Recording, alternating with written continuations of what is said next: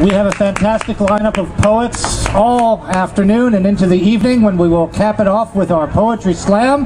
My name is Ed Plunkett. Kevin is our audio guy. He's fantastic. You'll be seeing Scott Woods later on. And let's get right to it. Our first poet. She was a resident fellow at the Virginia Center for the Creative Arts in 2005, and in 2004 was the recipient of an Ohio Arts Council Individual Artist Fellowship in Creative Nonfiction for her memoir, Fruit of My Wound. She has published numerous poems, stories, and essays in a variety of literary magazines. This poet received her MA in English from the University of Alabama at Birmingham in 1994 and her MFA in Creative Writing from Bowling Green in 1996. One of her most recent chapbooks is The Guilt That Gathers. It is my honor to introduce Paula J. Lambert.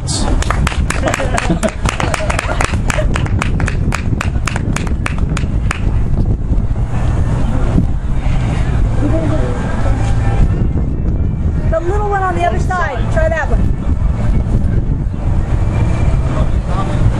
It's really nice when somebody makes you sound important and then you realize you don't know what you're doing. All right, I think I'm set now. My pages blew away a little while ago in this wind, and I realized I wasn't sure where they were when we started, but I'm good now. I want to start with, they're not in the right order. I want to start with the poem that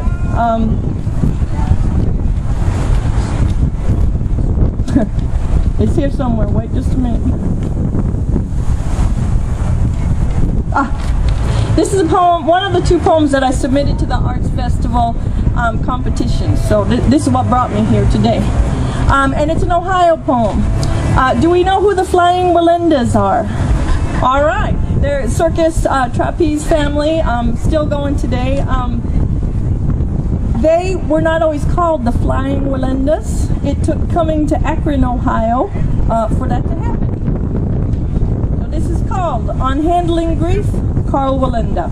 Karl was the patriarch of the family. Leave it to Ohio to find finesse in failure. When the circus came to Akron in 1943 and people gathered breathless under the high wire, waiting to see the great Wallendas grace the air, the front man lost his footing and the family fell. So gracefully, the news report said, it seemed as if they were flying. And there you have it, the Flying Wallendas born. This was 20 years after their net was lost somewhere between their last show in Cuba and their debut with Ringling at Madison Square Garden. The show had to go on. And 20 years before their fate was sealed, this time in Detroit, when they fell again and two were killed. One was crippled and no one called it beautiful. Performing without a net now seemed like what it was, a mistake. So when Vieta said, when I fall, I want to be dead, it was prophetic. 2 years later, in Omaha, she did, and she was. The Flying Wallendas never meant to tempt their fate. Karl Wallenda never meant to put his family in harm's way. He was comfortable on the wire. He told his wife, I feel like a dead man on the ground. I can handle grief better up there. And so he kept climbing, the family following, muttering that holy prayer beneath their breath. Disaster does not have to end in defeat. It's a fine line, Karl, that you keep your family walking, defying even your death with every step. You know the crowds below need something to look up to, something to believe in. You know we need to believe, like they did in Akron, that if we fall, we can also fly.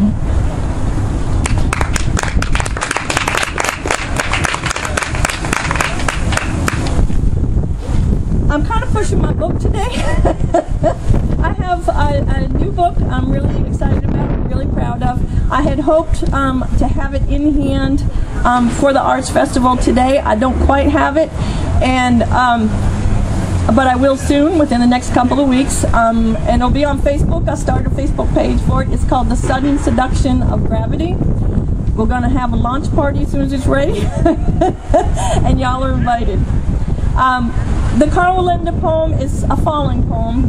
The book is centered on falling. I'm well now, but I've been dealing with an illness for about 3 years now.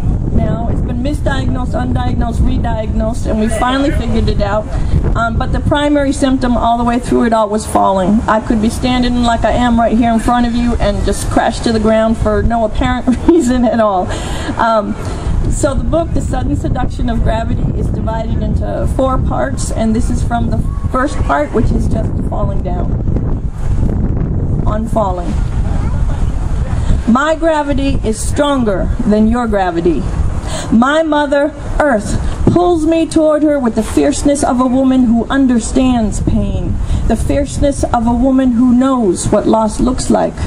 My mother loves me. Her gravity is stronger than your gravity.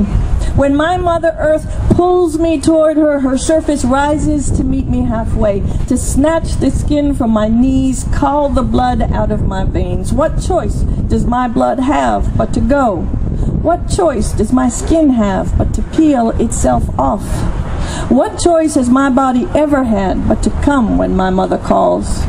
My mother loves me, and I am so well trained.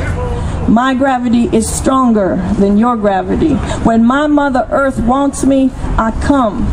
Fractured teeth, shattered skull, broken spirit, and all.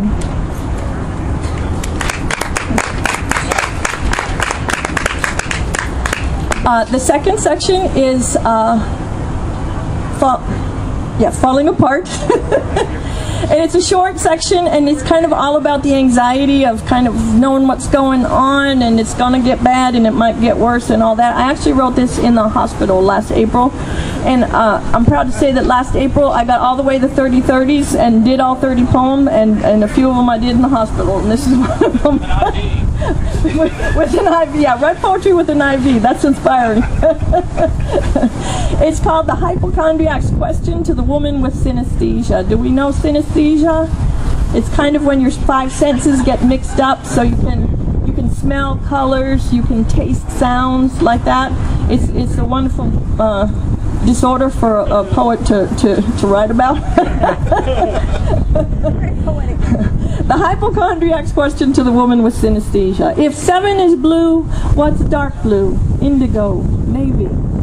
Is 6.5 a cloud-filled sky? The pain in my side is an empty house. There's nobody home. On my left, my rib cage is a bird cage. There's a sparrow inside. The doctor doesn't understand. I thought you might. I heard you say your doorbell smells like bacon. Mine smells like a wound. It doesn't ring very often. It smells like undressing, not taking off your clothes, like lifting a bandage, like stagnation and healing at the same time. If 7 is blue, what's dark blue? Indigo, melancholy. Sometimes what smells sweet is so sweet I can feel the sticky on my fingers. Sometimes burnt toast makes me cry. The doctor doesn't understand. The nurse just purses her lips. I thought it seemed like maybe you'd understand. The pain in my chest is a bird cage. There's a sparrow inside. When we were children, we were taught to shoot sparrows in the barn. It was how we brought down flight. A barn is a big empty house. There's nobody home but the sparrow inside. I wondered, could you tell me, if the number 7 is blue, how do you calculate sky?